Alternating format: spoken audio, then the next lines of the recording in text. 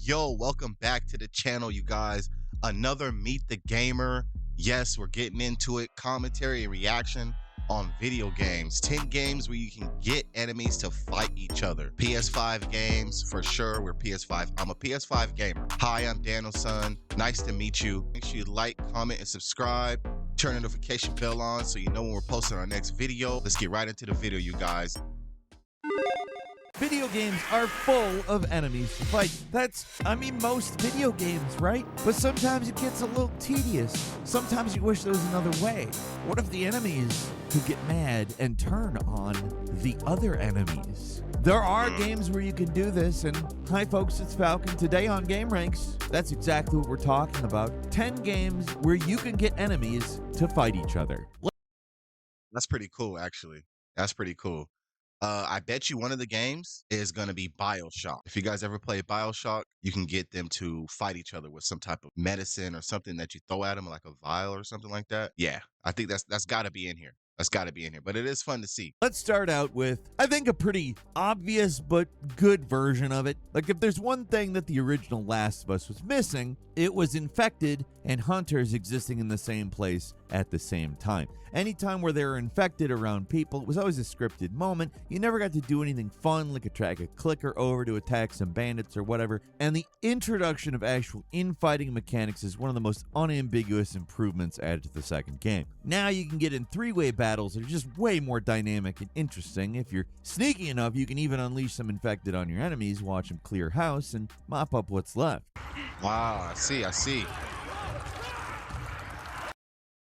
I've never played the full Last of Us. I think I might have played the demo or something like that. I did watch other people play it, but I haven't really tried this enough to know if you can have the enemies fight each other, but I did see some stuff, some clips or something like that. But this game, The Last of Us, also has a movie, I believe. If you guys have played this, let me know in the comments.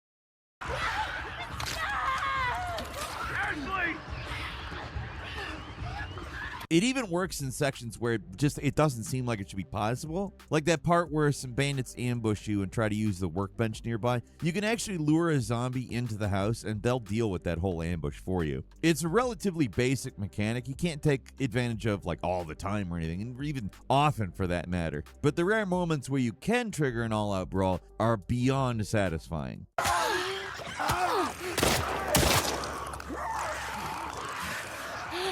Hey. She running for her life.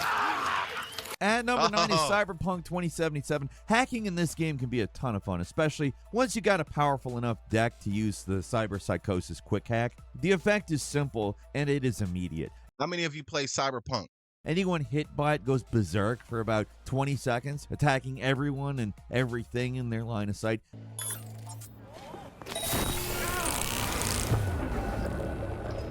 Yeah, this is like BioShock. I'm on it. That's what I was talking about.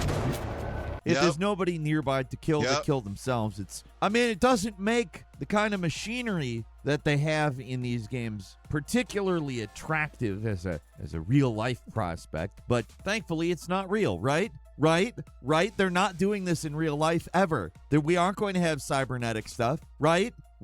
Anyway, the reason why I say that is because you're susceptible to a counter hack if you do it, because you've got all of the brain machines too. But with the memory wipe quick hack, you can usually get away with using as much cyber psychosis as you want without getting caught. If you play it smart, you can clear out entire strongholds without firing a shot. Just have your enemies do all the work for you. Let you grab a popcorn bucket and watch the fireworks. Your job's over. But dystopia, well, that's just beginning. Understood. Oh yeah, they're beefing. At number 8 is Watch Dogs 2. Being the most GTA-like of the Watch Dogs games, being able to cause an unnecessary amount of chaos just makes sense, right? Now, it's possible to get cops to assist you in GTA 5 and fight on your behalf, but most of the time they're less than worthless. Call the cops and they'll just drive on by while you're getting mauled by... Wait a minute.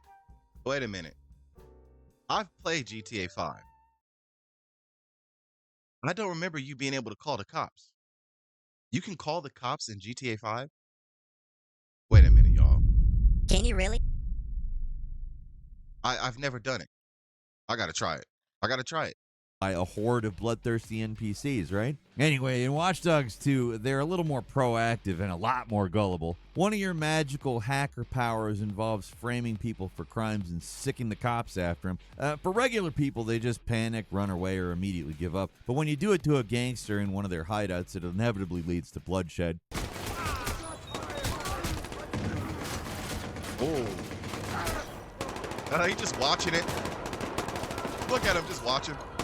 Like most NPCs in an open world game, life and death are meaningless to these dead-eyed killers. They'll start blasting at a moment's notice, and they don't care that they're about to get ventilated. San Fran cops and criminals, they're pretty hardcore. Not like those lazy Los Santos cops, you know? Anyway, usually calling the cops doesn't actually make anything easier for you. It makes the guards break patrol and go on high alert. Usually reinforcements get called and the boys in blue get wasted pretty quick, but it's fun to watch it all play out.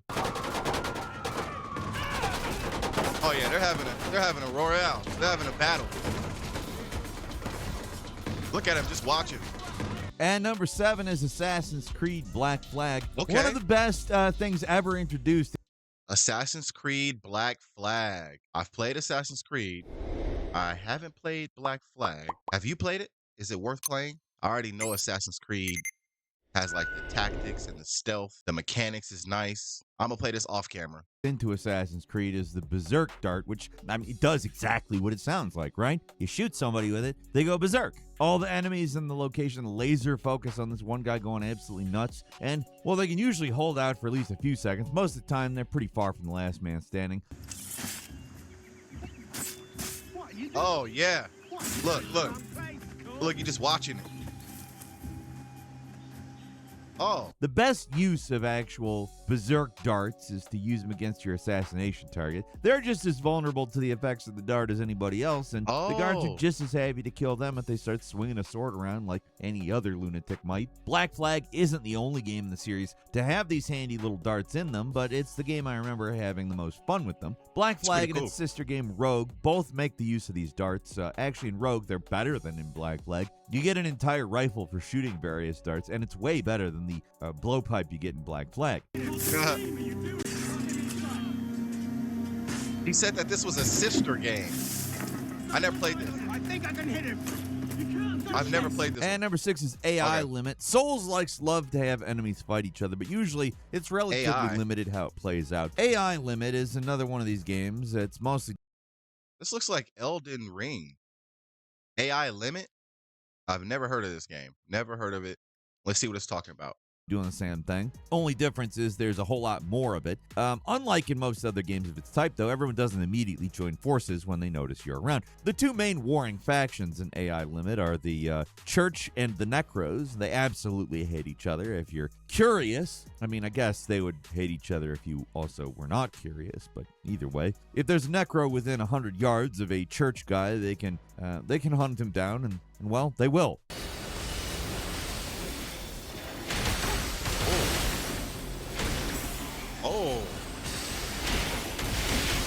Oh, yeah, they got beef. You'll sometimes stumble across entire battlefields where large groups of both factions are throwing down. In most of these types of games, that's your cue to stand back and watch. But here you can wade into the fray, and they will barely pay you any mind whatsoever. These things are dead set on killing each other, and that makes your job way easier. You can take a breather, get in a few hits on the bigger guy, give the other side a more sporting chance, and watch everything get to the killing. It's not even just these two sides fighting. Everybody's fighting. The hunters, the fisherman gangs, they're all throwing down. Compared to most Souls games where everyone's usually just standing around waiting to kill you, this sort of stuff is pretty refreshing to see. The enemies are usually doing something when you're not around, or at least give the illusion that they're doing something.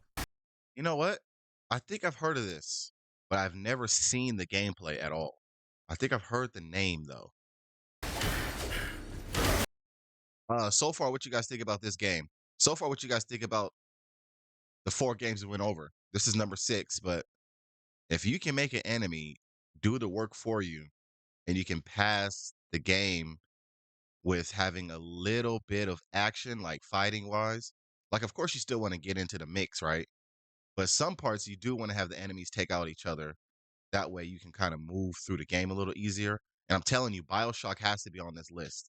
If this list is a true list, which I don't take away from Gamer Ranks or Falcon or whatever, but you gotta have BioShock on here.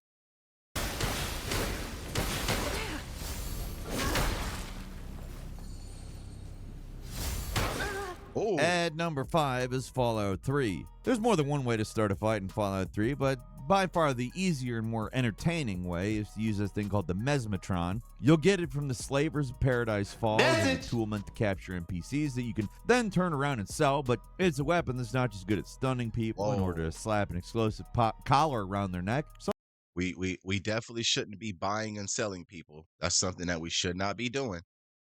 Also a great weapon for creating chaos. How this thing works is it can trigger 3 different effects 50% of the time. Nasty. Just stuns whoever you shoot. They're standing there dazed for a few seconds. Not bad. 20% of the time their head just explodes. It's amusing but unrelated to getting dumb NPCs fighting. Also, I'll just say this too. If I had a 20% chance of getting my head blown up, the only way I would ever do it is if I was countered with like a 80% chance that I get $1 billion.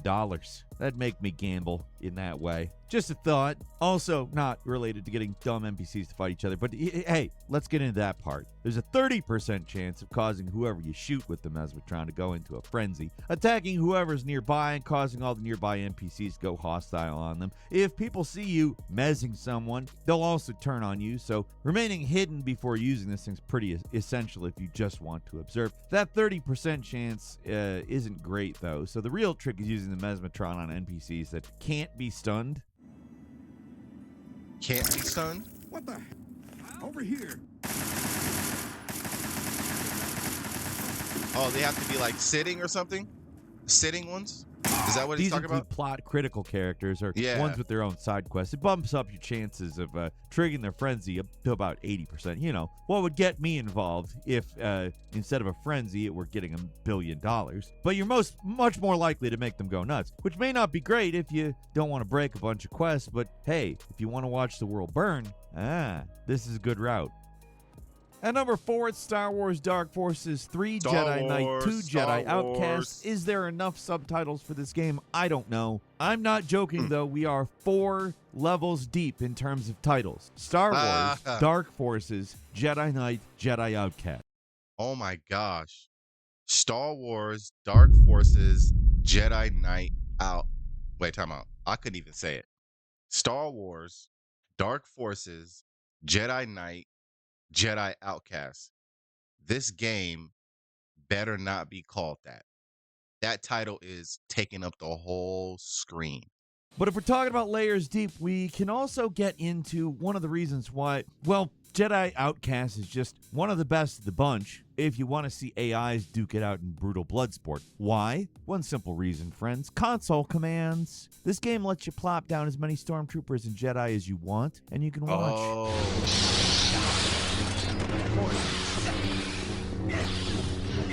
Oh, yeah.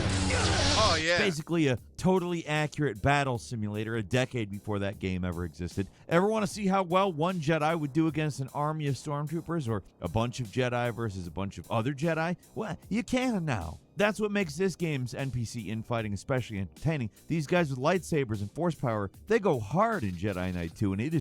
Sidebar.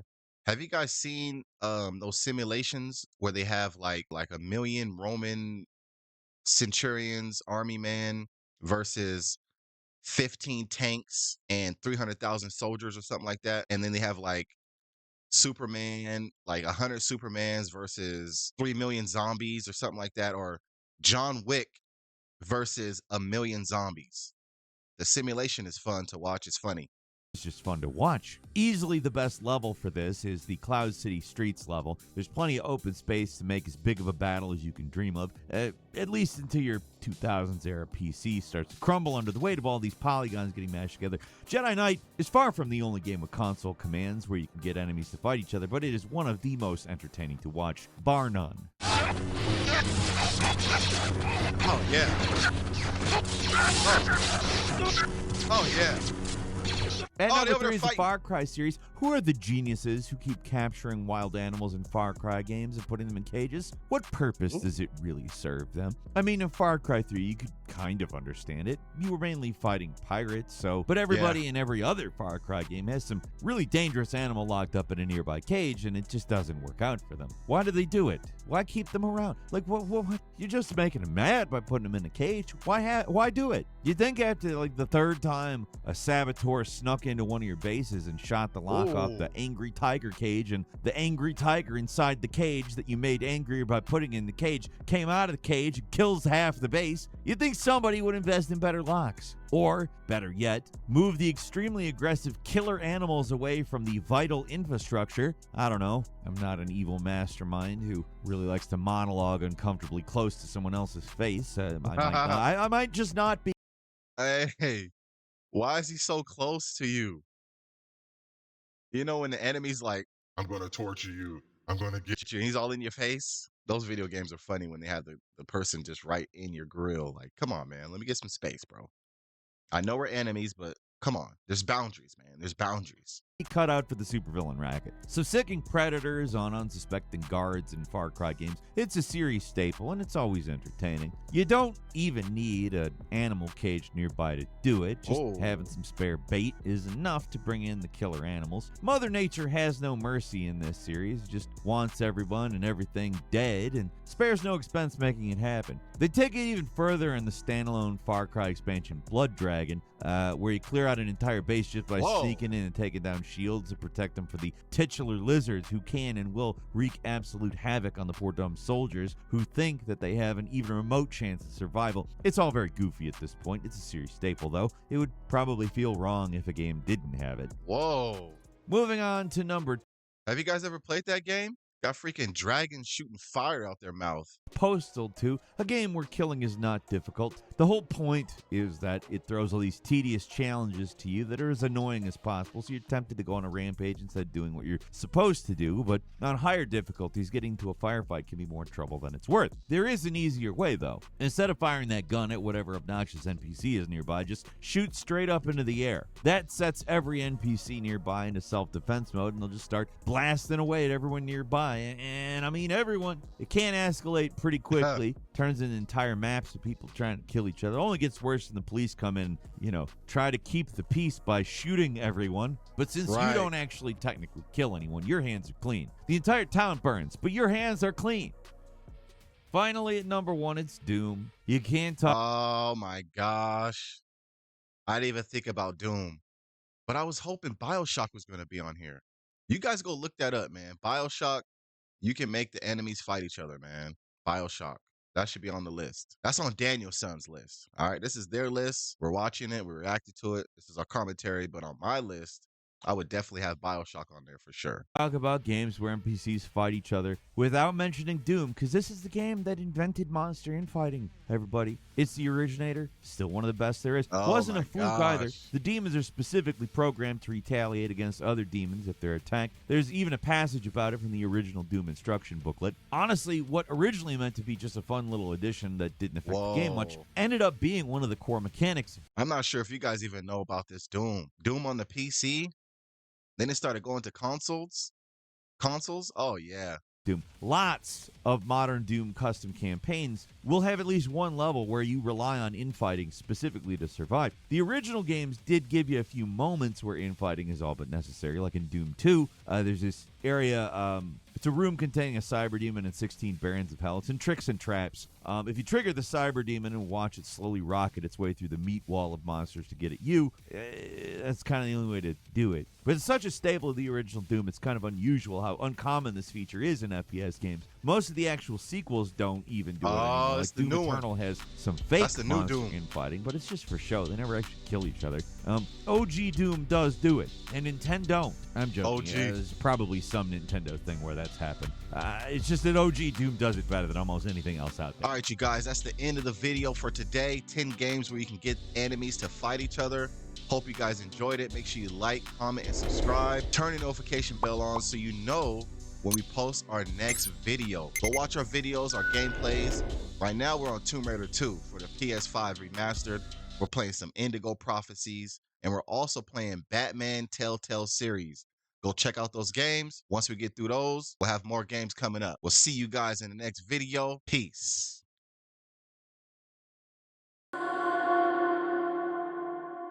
Maybe I gotta